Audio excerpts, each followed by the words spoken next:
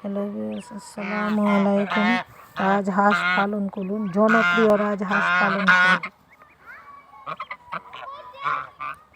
এতে আপনি অনেক লাভবান হতে পারবেন।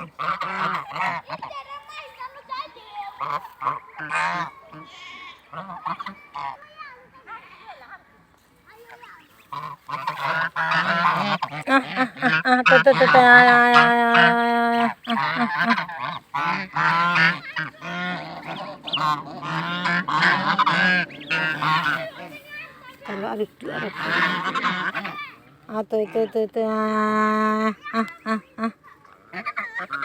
খাবার দেখেন কিভাবে কাটাছে।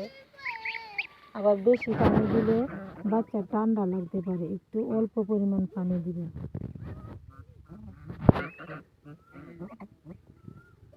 এভাবে রাজহাঁস পালন করুন। রাজহাঁস পালন করার সহজ পদ্ধতি।